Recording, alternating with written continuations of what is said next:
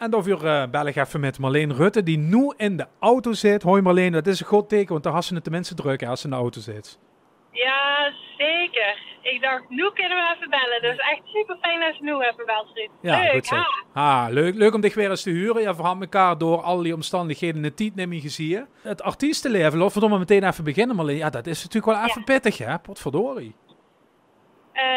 Ja, dat is heel netjes, joh. Ja, ik was natuurlijk fulltime artiest en dan in één keer niet. Dus dat is, wie dat in leven dan op een kop staat, dat kan ze bijna niet uitleggen als ze dat niet zelf hebben metgemaakt. Nee.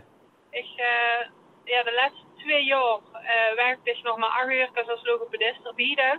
En voor de rest, was dat gewoon, dat was mijn werk. Ja. En als dat dan ineens wegvalt, dan is ineens gewoon volledig die inkomen weg. En niet voor 30% of 60%, maar gewoon voor 100%. En dan gaan de spaarcentjes in één keer heel achteruit. Dat ze gewoon een huis moest betalen en die boterhammetjes. Nu pak ze dat artiest dan, zal maar zeggen, echt bedrijfsmatig aan. Hè? Dat is die vak uiteindelijk. Ja. En ik neem aan dat ze door wel naar truc wils. Ja. Is het dan, wensen bedrijfsmatig kieks, überhaupt mogelijk om een plan te maken? Wie ze dat straks weer gaat oppakken, want alles weer een beetje ken?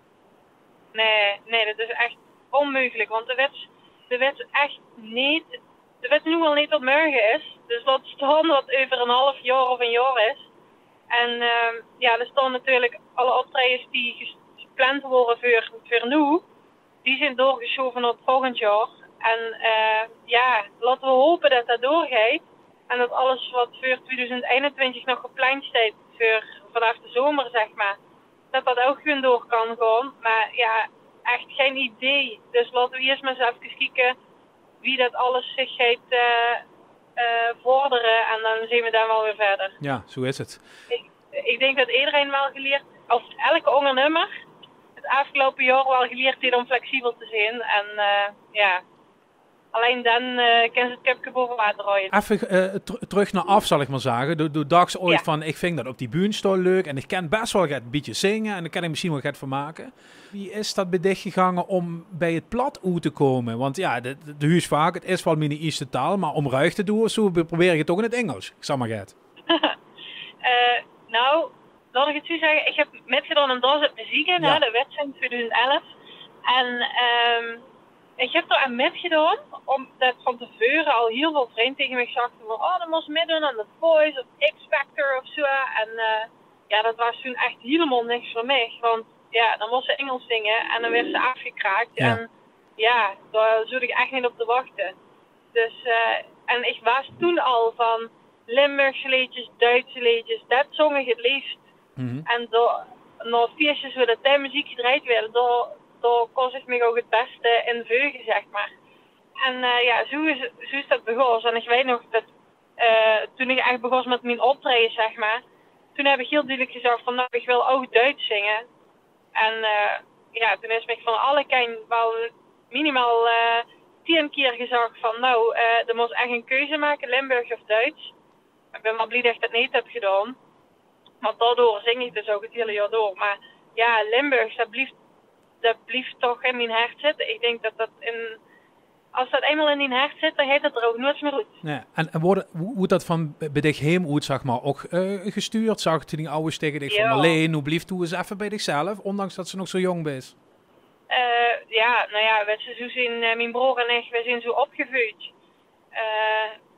Als ik eerder met paard ging rijden en ik had gewonnen met een wedstrijd, dan was het eerste wat gezegd werd van, goed gedaan, maar ga maar niet naar een show lopen, want volgende week moest ze gewoon weer. Mm-hmm. Dus ja, dat is een beetje wie dat we opgevoed zijn. Dus doe maar gewoon normaal, dan is al gek genoeg. Dus ja, mama heeft me in die zin daar niet veel meer in hoeven steuren, want daar met stond ik al heel dicht bij mezelf. Ja. En ja. Dat is gewoon ook meteen dan waar ze vandaan komt, de voedingsbodem worden, zeg maar. Mijn mama, ouders, die wonen vroeger in Eindhoven. En als we dan op zondag naar Eindhoven moesten, was ik voorstellen met 2 kleine weg erachter in de auto. kreeg dat niet maar eens vol. En toen hadden we nog geen auto's met beeldschermen achterin. Nee. Dus wij luisterden cassettebandjes van de Bretel Boys en de Moes en Paatzangers. En dan deden we met z'n veren die liedjes zingen. En dan best zo in Eindhoven. En ja, daarom is het eigenlijk ook wel... Ja, we zijn er echt met goed gebracht, ja. En wat ik nu wel een beetje verrassend vond, want toen vertelde ze net, hè, dat Duits, dat vind ik leuk. En ik weet dat ze toen Helene Fischer fan is en dat ze dat dan metzingt in de auto en zo. En toen werd ze op een gegeven moment benaderd door Roger van Zundert van het Limo-project, of misschien wel Angejum, dat weet ik niet, met een enorm country feel liedje.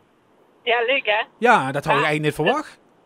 Ja, dat stukje wat ze dus nog niet wist, is dat Marleen niet alleen Duits Limburgs luistert, maar ook heel veel van Elvis, Johnny Cash, echt van de oudere muziek, de Cats, Pussycats, Jerry Lee Lewis, noem maar op. Te gek? CCR niet te vergeten. Ja. En toen dacht je, dat wil ik een keer laten zien van mezelf ook. Ja, ik dacht, doe eens gek. Doe het gewoon eens dat ik eigenlijk ook altijd zing, maar nog nooit met optredens heb gedaan. En dat, Roger heeft dat heel goed vertaald in een liedje. En ja, superleuk. Maar had ze die fanbasis, zeg maar, die dat niet verwachten? Of zijn die reacties gewoon te gek? Ja, die reacties zijn echt heel erg leuk. Ja? Ja, want in principe de basis, de strekking van het verhaal, dat is precies wie dat is in het leven staan. En dat is precies wie dat ik mijn andere liedjes ook probeer uit te dragen. Hè? Ja. Dus wat dat betreft is het, qua boodschap is het niet heel anders. Het is alleen een heel andere stijl. Ja. Hey, du wist dat zag ze net al even van huis uit logopedisten. Ja. En daar komen we natuurlijk meteen op het pad van die Limburgse taal. En waal of niet. En oude twijfelen er nog wel eens over van Miekink gaat dat dan wel fatsoenlijk Hollands kallen. Maar volgens mij zijn we inmiddels wel zoiets dat meertalige juist een kracht is. En dat ze de bekingen rustig gaan zoeken, hè? Ja, het is inderdaad juist heel goed om die kinderen meerdere talen aan te leren.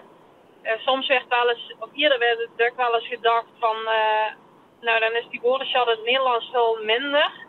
Maar mensen vergissen zich daarin, want dan mogen ze woordenschat allemaal bijtellen. En nu is het Limburgs en het Nederlands, qua woordenschat maakt het niet heel veel uit.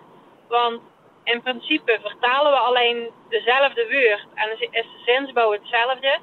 Dus wat dat betreft, als ik de vraag kreeg van ooiers in de logopediepraktijk van of moet ik nu Nederlands tegen mijn kind gaan kallen? Nou, alsjeblieft niet, zeg. Kal dich gewoon plat en zorg dat ze dat fatsoenlijk thuis, dat die kind fatsoenlijk plat leert, want vervolgens leert het ook fatsoenlijk Nederlands. Ja, wat is voor dich fatsoenlijk plat? Maar alleen best precies en de woordjes en de tremaatjes en noem maar op. Nee, ik bedoel dan meer in de zinsbouw. Dat ze een correcte zinsbouw hebt, wat ik het zo zeggen. Ja. Bijvoorbeeld een voorbeeldje, als het heel kinderlijk wil doen en tegen kindjes is van, de baby duidt slapen. Nee, de baby slaapt. Zo is het. En zo is het in het Nederlands, maar zo is het dus ook in het Limburgs. Ja, dus kan geen rare peutertaal zelf verzinnen of zo? Nee, precies. Nee. En ik ben er misschien wel heel fel in, dat weet ik niet, maar ooiers kregen zelfs van mij de opmerking, als ooiers tegen mij platkallen en tegen de kinderen Nederlands, dan hebben ze gegarandeerd een discussie met mij. Ja, dat kan toch niet? Ja, goed. Het gaat helaas vaker zo, dat is natuurlijk wel zo. Hè? Hey, en dat is dan ook de gedachte dat Nederlands pikken ze vanzelf al op met alle media en noem maar op. Jazeker. Als ze nu al kijken wat dat kinderen van 2 jaar, die helaas iedere dag de iPad in de hand geduwd kregen, wie vloeiend dat die al Engels kunnen volgen, voor wat zou je die van het Limburgs en Nederlands kennen? Die kregen genoeg op school en met filmpjes, YouTube, televisie, boekjes, wat dan ook, dat ze daar weer Nederlands oppikken. En dat is allemaal correct aangeboden. Dus val toes lekker plat. Zodat ze met hun vriendjes en vriendinnetjes ook gewoon plat kunnen kallen. Ja. En dat het Limburg een standje houden blijft, Dus Marleen, als ze ooit bij dichtkinger komen, dan kan ik dat controleren. Wat ze nu als gezegd, dat gaat ze in de praktijk brengen. 100% zeker, ja.